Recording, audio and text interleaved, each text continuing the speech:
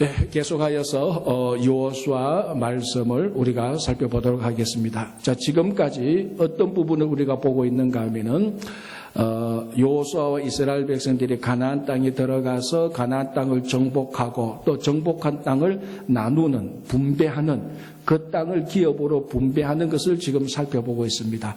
우리가 첫 번째는 그 땅 전체를 어떻게 나누는가에 대해서 우리가 살펴봤고, 그리고 2주 전에는 갈렙, 그 갈렙이 어느 땅을 차지하게 되었는가를 살펴봤고, 지난 주간에는 레위와 그 레위 지파와 그 지파들에게 주어진 성읍들에 대해서 우리가 같이 살펴봤습니다.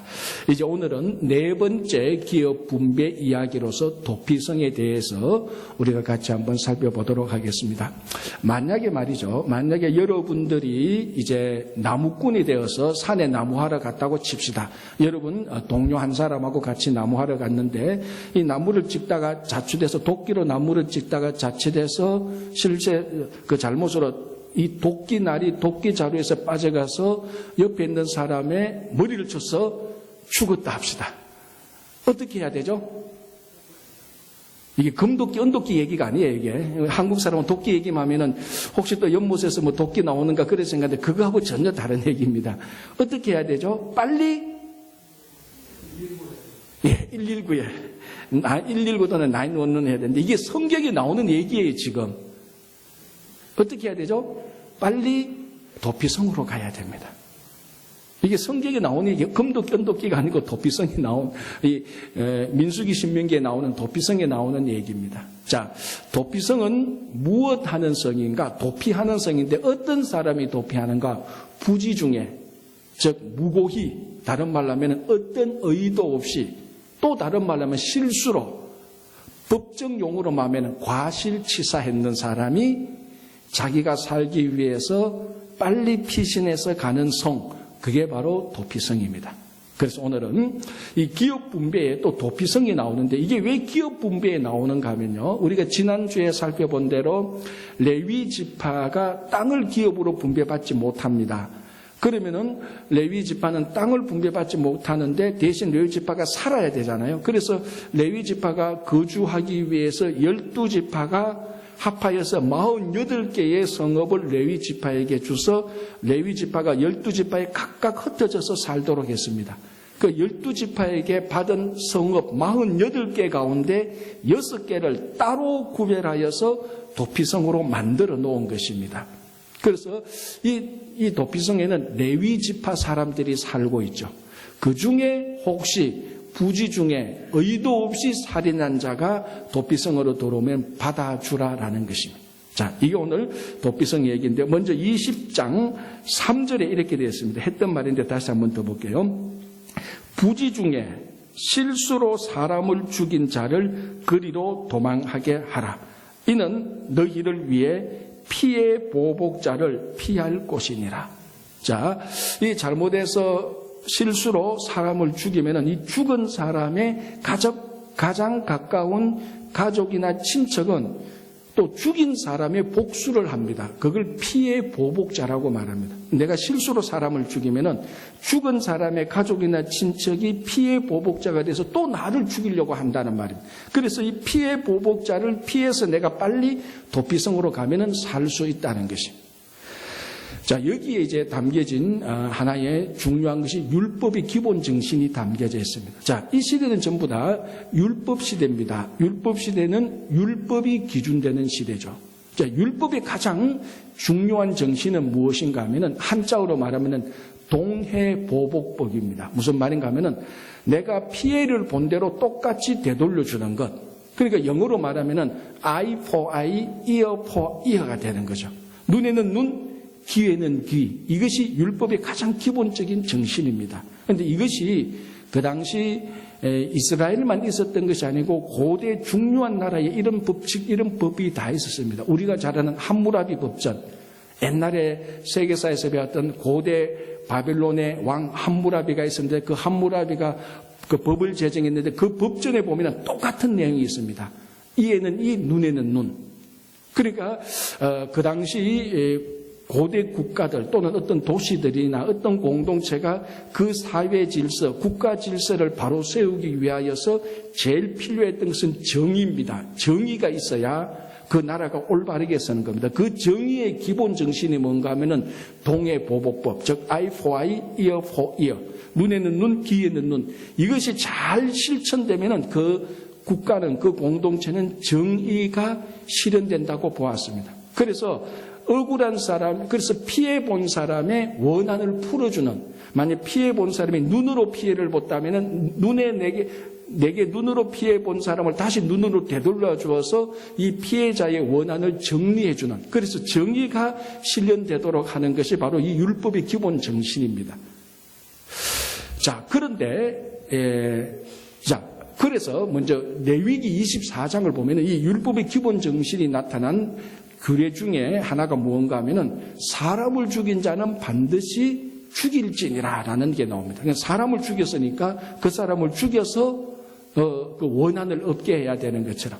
그럼 동해보복하고 똑같죠. 사람을 죽인 자는 자기도 죽어야 된다라는 것이 율법의 기본 정신인데, 제한적이지만은, 부분적이지만은 사람을 죽이고도 자기가 죽지 않는 유일한 제도가 이 도피성입니다. 물론 조건이 있습니다.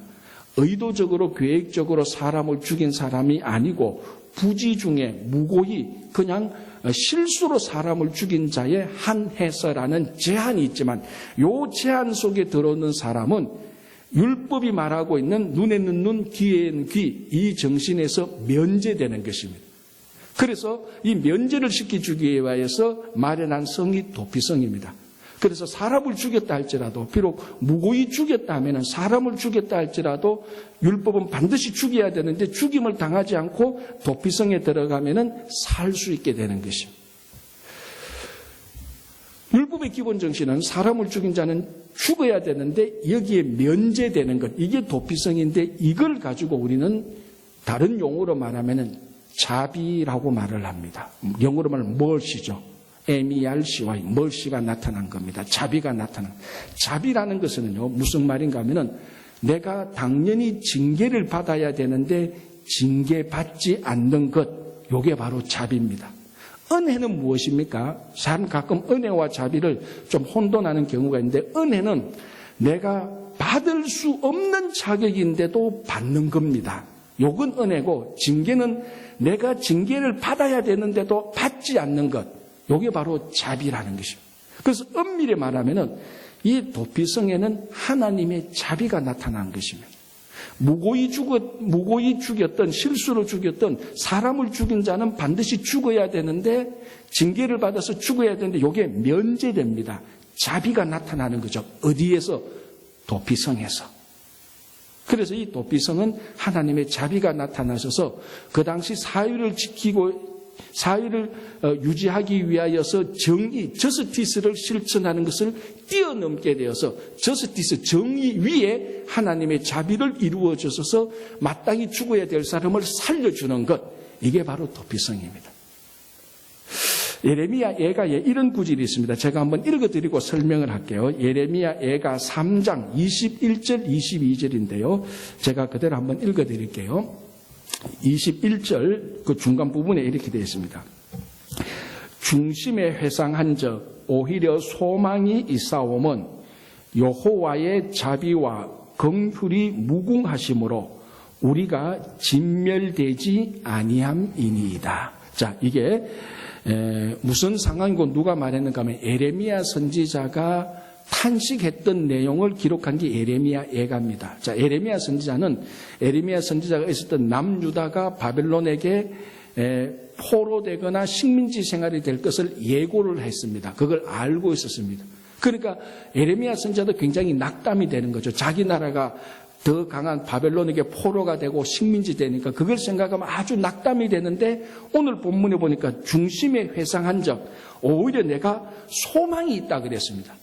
아니, 자기가 살고 있는 나라가 바벨론 나라에 포로되고 식민지 생활하는데 거기에 무슨 소망이 있습니까? 자, 거기에 소망이 있는데, 왜냐하면 여호와의 자비와 긍휼이 무궁하심으로 우리가 진멸되지 아니할 것이다. 물론 오늘 제가 읽었던 것은 우리가 가지고 있는 성경책 앞에 있었던 개역 한글판으로 번역된 것입니다. 자, 예레미야가 가만히 생각하니까 우리나라가 식민지 포로 생활을 하겠는데 그래도 진멸하지는 않을 것이다. 왜? 하나님의 자비와 긍휼이 있기 때문에. 이 자비가 뭡니까? 마땅히 징계받아야 될 것을 면제시켜주는 것입니다. 그러니까 예레미야가 가만히 생각하니까 소망이 생깁니다. 왜? 하나님의 자비가 무궁하기 때문에. 이 하나님의 자비에 의하면은 우리나라는, 남유다는 영원히 멸망되지는, 진멸되지는 않을 것이라는 확신이 생겼습니다. 그래서 예레미야가 남유다가 포로되는 가운데서 하나님의 자비를 보고 하나님의 자비를 발견하고 진멸되지 않을 것을 확신하고 마음의 소망을 가졌습니다. 이게 바로 도피성에 나타나는 자비하고 똑같습니다. 사람을 죽인 자는 반드시 죽어야 되는데 도피성에 들어가면은 진멸되지 않고 다시 살아나게 되는 것입니다. 하나님의 자비는 징계를 면제시켜 줍니다. 자, 지난 한 주간 여러분들이 누구를 만났든 어디에 있었든 하는 얘기 전부 다 코로나 바이러스 이야기였을 것입니다. 그만큼 이 코로나 바이러스는 지금 우리가 살고 있는 미국뿐만이 아니라 전 세계적으로 팬데믹, 온 세계에 다 지금 번져 있는 정말로 우리가 한 번도 겪어보지 못했던 전염병에 강한 이 바이러스 전염병입니다. 그래서 많은 사람들이 건강이 염려되고 전염이 걱정되고 불안하고 공포까지 느끼고 있는 사람들이 있습니다. 당연합니다. 그게 우리 인간의 본성입니다. 그러나 오늘 도피성에 나타난 하나님의 자비를 생각한다면 이 자비가 진멸될 것을 진멸시키지 않는, 징계받아야 되는 것을 징계하지 않고 면제시켜주는 하나님의 자비를 생각한다면 오늘날 이 전 세계에 퍼져 있는 코로나 바이러스의 전염으로부터 하나님께서는 우리를 면제시켜 주실 것입니다.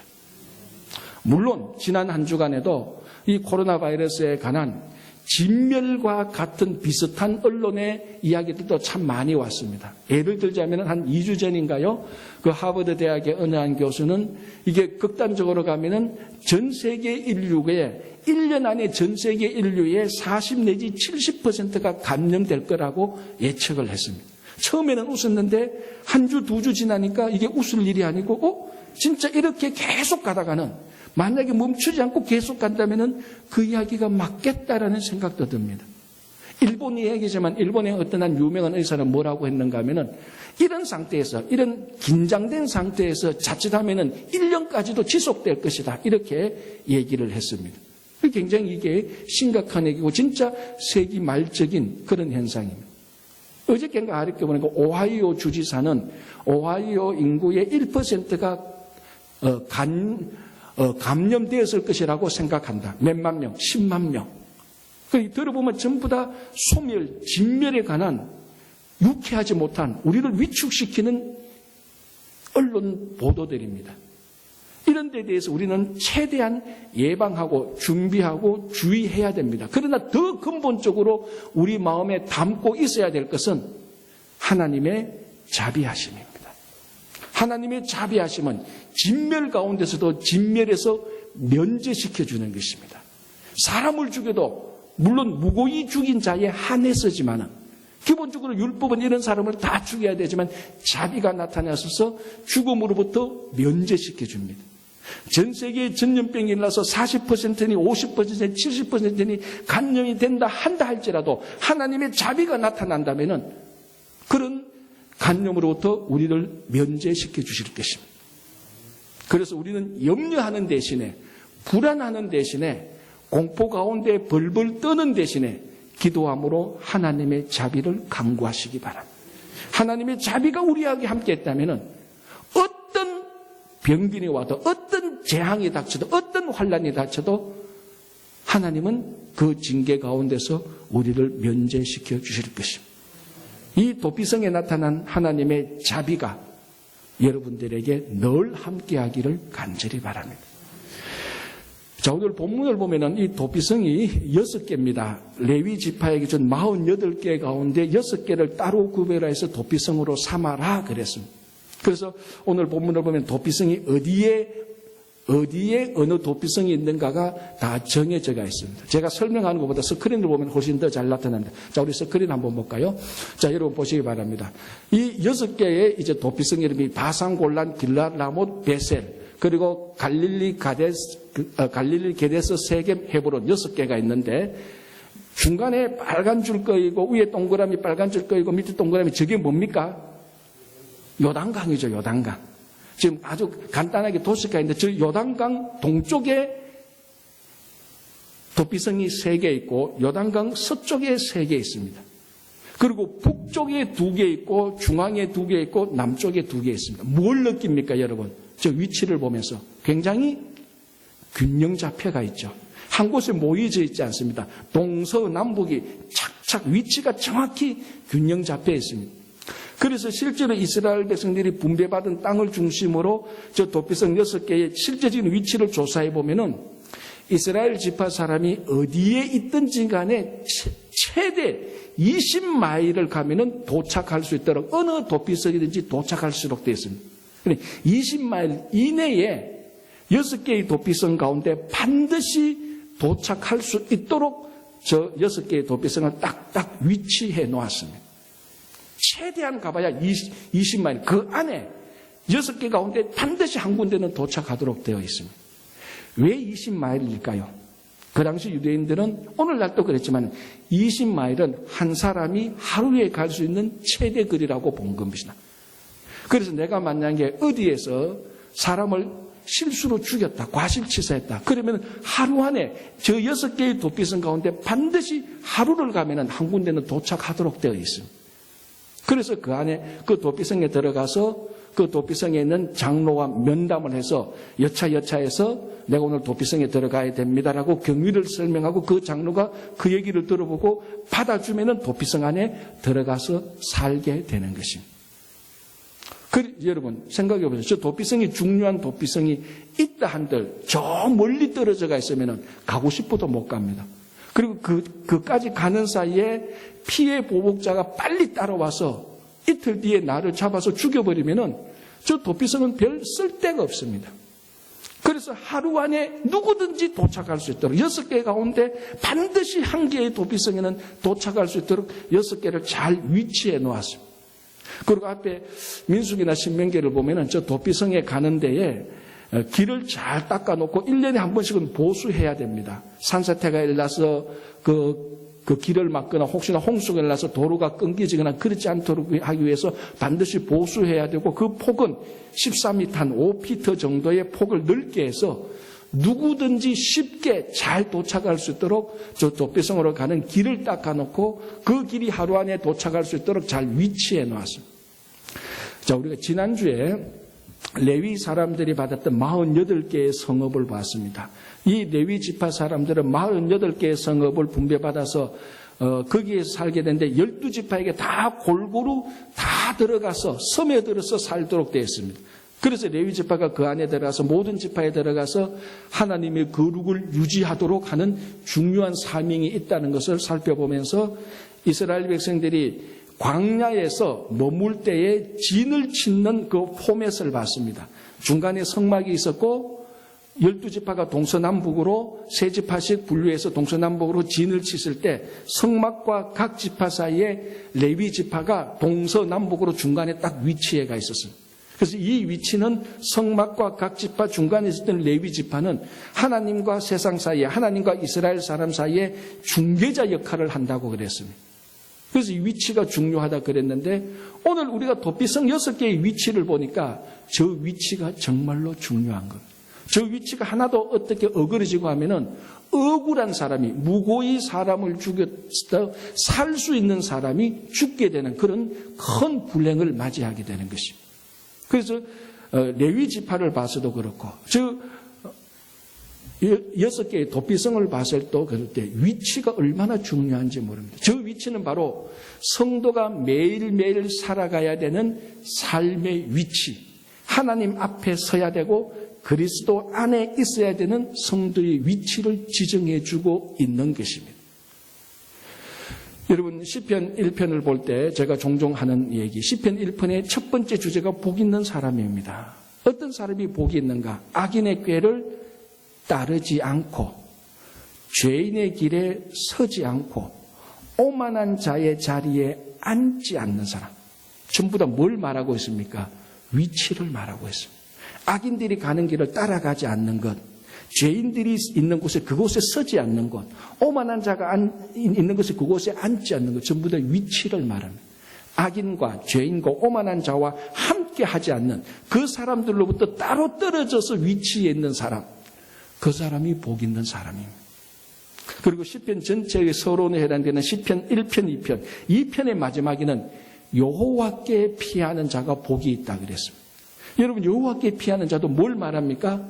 하나님 편에 서는 자, 하나님 곁에 하나님과 함께 위치해 있는 사람을 말합니다. 누가 복 있는 사람입니까? 정말 위치를 제대로 정해서 있는 사람. 하나님과 하나님이 있는 위치, 그리스도 안, 하나님 앞에 있는 사람이 복된 사람입니다. 그게 성도의 위치입니다. 한 20몇 년 전에요, 저 리더스 다이제스트에서 15개 국가를 대상으로 설문조사를 했습니다. 배우자들이 자기 배우자들에게 가장 많이 하는 거짓말 1등이 뭐겠습니까? 저는 그 비자금인 줄 생각했는데 비자금이 아니래요. 자기 배우자에게 가장 많이 하는 거짓말이 자기 행방에 대해서 거짓말을 한다. 예를 들었으면 이겁니다. 자기 남편이 퇴근 시간이 됐는데 퇴근을 아직 안 했어요. 전화를 합니다. 여보 당신 지금 어디 있어요? 남편이 말합니다. 나 아직 회사에서 일하고 있어. 그거 다 거짓말이라는 겁니다. 감 잡히죠 벌써. 퇴근해야 되는데 안 오는 겁니다. 밤 한 11시 12시 전화합니다. 여보 당신 어디 있어? 왜 이렇게 늦게 와? 오늘 갑자기 내 부하 직원의 어머니가 돌아가셔서 내 지금 장례식장에 와가 있어. 100% 거짓말입니다. 술집에 가가 있거나 바에 가가 있거나 도박장에 가가 있거나 극단적으로는 불륜 장소에 가가 있다는.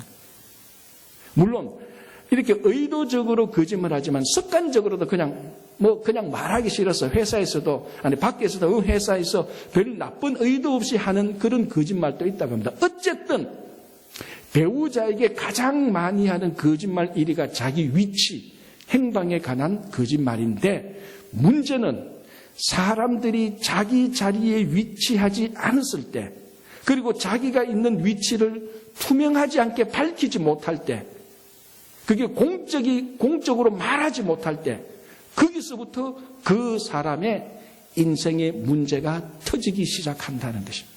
여러분 한번 생각해 보십시오.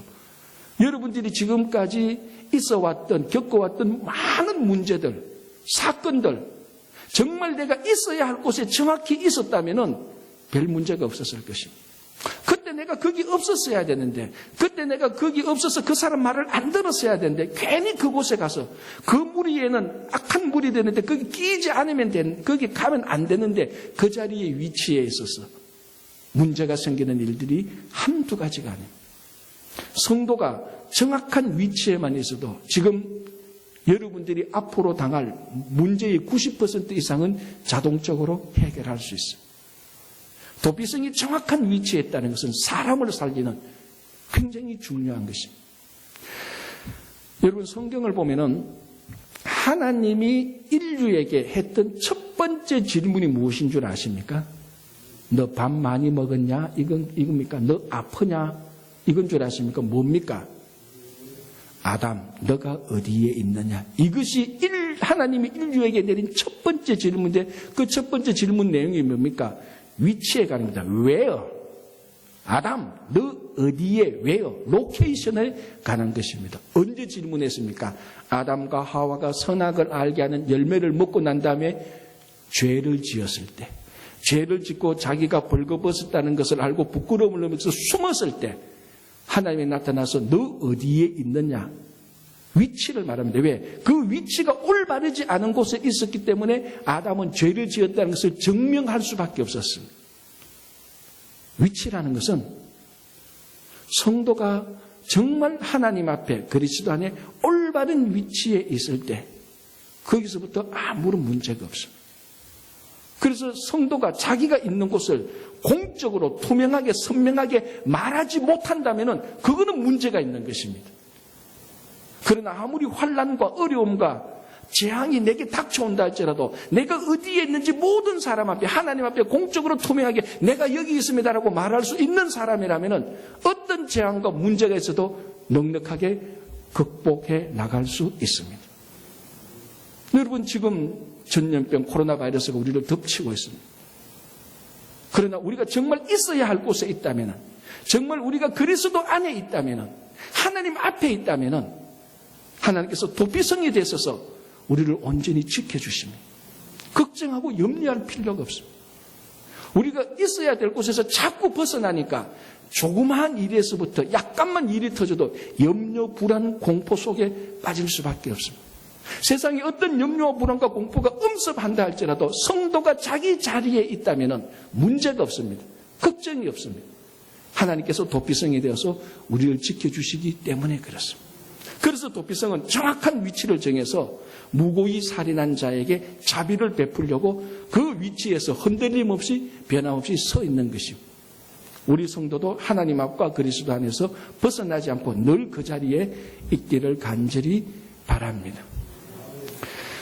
자, 이렇게 해서 무고히 사람을 죽인 살인자가 빨리 도망하여서 도피성에 갑니다. 오늘 이 본문을 보면 거기 일정한 간단한 절차가 있습니다. 먼저 그 도피성에 있는 장로를 만나서 그 장로에게 말을 합니다. 내가 여차해서 도피성에 오게 돼서 장로가 가만히 들어보고 그 경위가 합당하다면 받아서 도피성 안에 받아들입니다.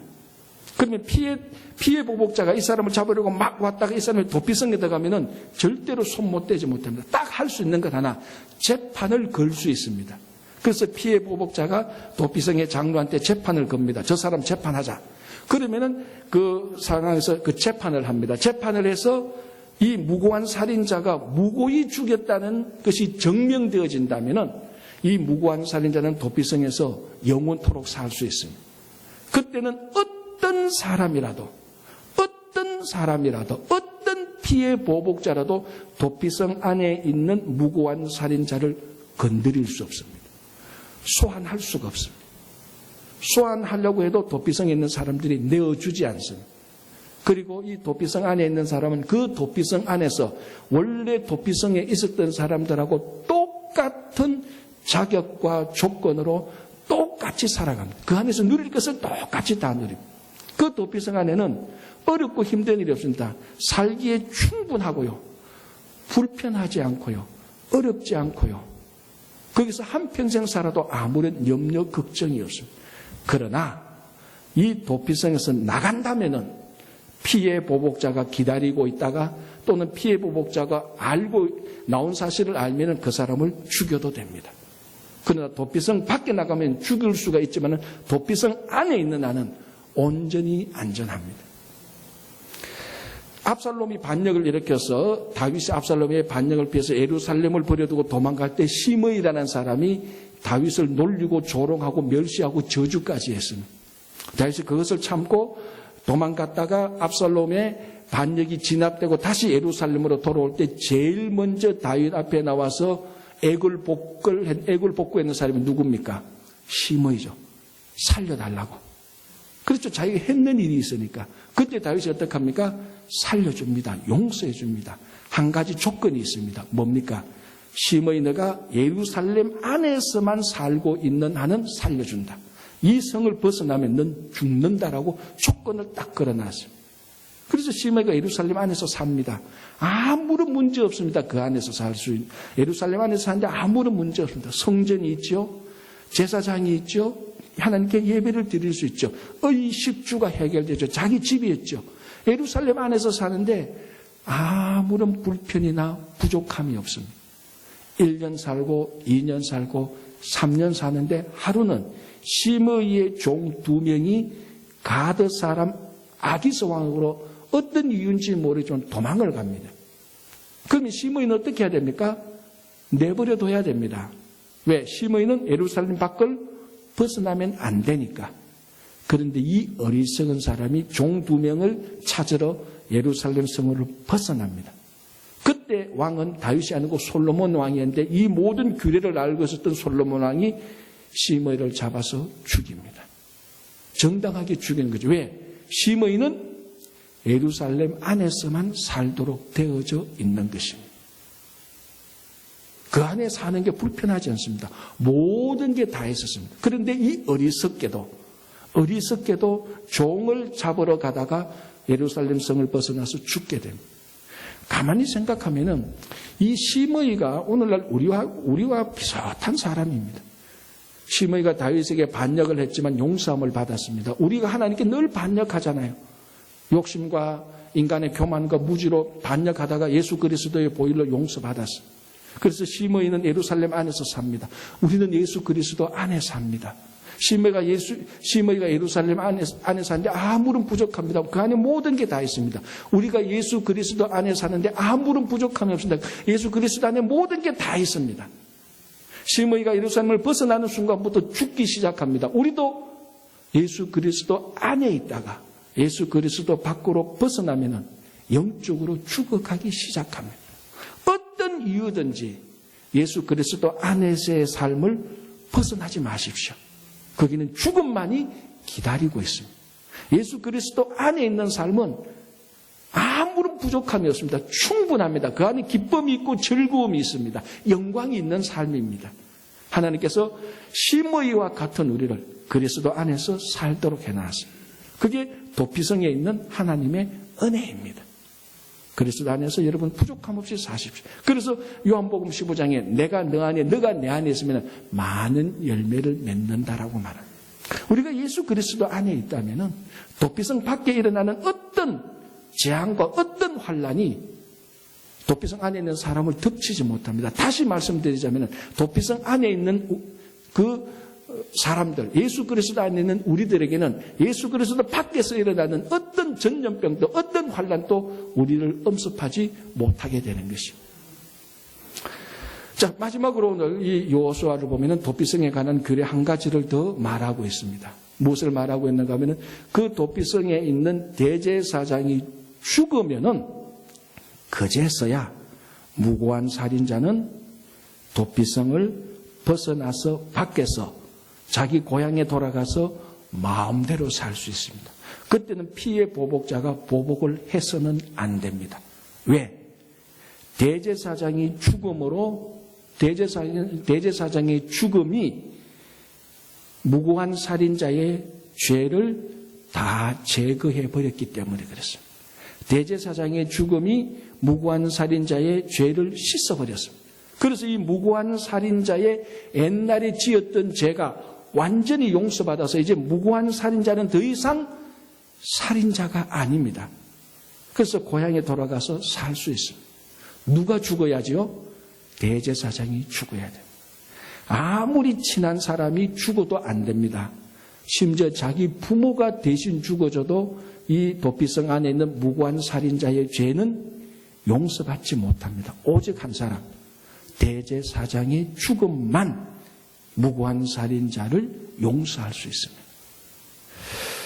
여러분, 한국 최고의 소설이라고 말하고 있는 박경리 선생의 토지, 정말 무고한 대하 소설이죠. 그 안에 이런 내용이 나옵니다. 김평산이라는 몰락된 양반이 있습니다. 그 토지에 이제 주인공 그 집안에 최참판이 있죠. 이 몰락한 양반 김평산이가 머리가 좋습니다. 그래서 최참판의 재산을 가로채려고 최참판의 하녀하고 그 마을에 있는 칠성이하고 같은 편에 되어서 모략을 꾸밉니다. 그런데 모략을 꾸미다가 이게 발칵이 납니다. 이게 들통이 나서 김평산은 사형을 당하게 됩니다. 그래서 그 마을에서 살 수가 없죠. 저 김평산이. 그런데 문제는 김평산이 아들 밑에 아들이 둘이 있습니다.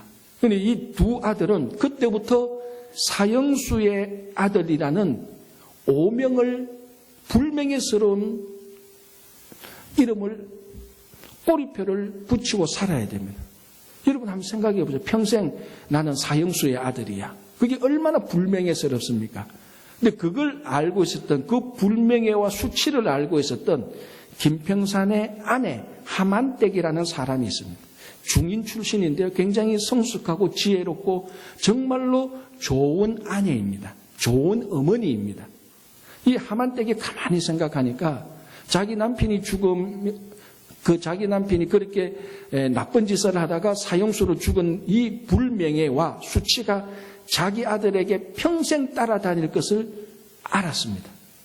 그래서 이 두 아들이 사형수의 아들로 죽는 것이, 이 사형수의 아들로 살아가는 것이 걱정이 되어서 이 사형수의 아들이라는 이 꼬리표를 떼어주기 위하여서 하만댁이, 김평산의 아내가 자기 남편의 죄를 대신 지고 자살을 합니다.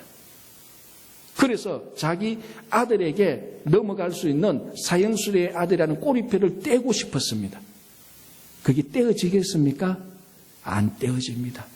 이 하만댁이 남편의 불명예와 수치와 잘못을 걸머쥐고 대신 죽어줘도 여전히 두 아들은 사형수의 아들입니다.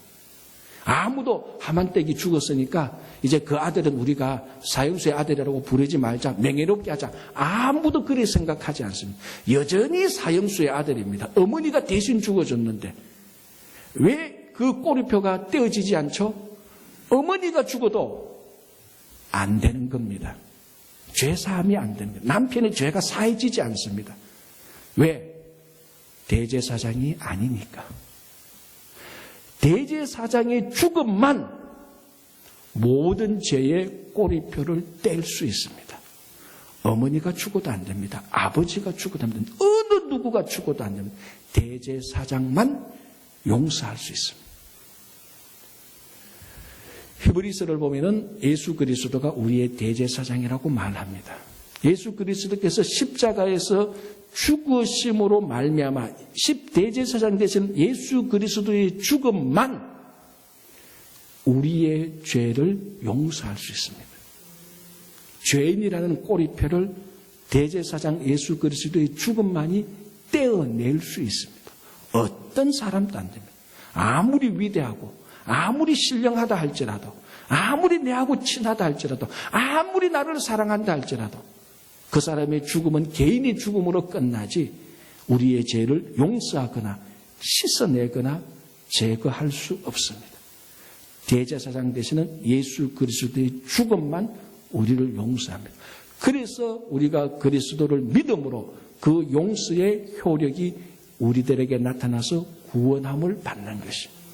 그래서 이 대제사장이, 도피성의 대제사장이 죽으면은 이 무고한 살인자가 완전히 자유로워지듯이 예수 그리스도의 죽음, 십자가 보혈로 인하여서 우리는 죄와 사망으로부터 자유롭게 되는 것입니다. 그래서 죄와 사망으로부터 이 땅에서 자유롭게 살아가는 무고한 살인자가 아니고 이제는 죄 없는 사람으로서 살아가게 되는 것입니다. 이게 도피성의 하나님의 은혜입니다. 여러분, 바로 오늘 우리가 도피성을 보면서 이 도피성에 나타난 하나님의 자비, 하나님의 은혜를 생각한다면 우리 지금 이 세계적으로 덮치고 있는 이 전염병으로부터 우리는 걱정, 염려, 불안, 공포에 떨 필요가 없습니다. 하나님의 자비는 모든 질병으로부터 우리를 면제시켜 줍니다. 그 자비를 바라시고 그 자비 안에 거하십시오. 그리고 여러분, 우리 성도가 어디에 있어야 될지 정확한 위치를 선점해서 아무리 좋아 보이고 아무리 이익이 있다 할지라도 악인의 자리는 가면 안 됩니다. 때로는 어렵고 힘들더라도 하나님 앞에 그리스도 안에서 살아가시는 여러분 되시기를 바랍니다. 대제사장의 놀라우신 은혜가 우리 모두에게 함께하여서 이 은혜와 하나님의 자비로 이 어렵고 힘든 시기를 우리가 부족함 없이 넉넉히 이기게 될 것을 고백합니다. 기도하겠습니다.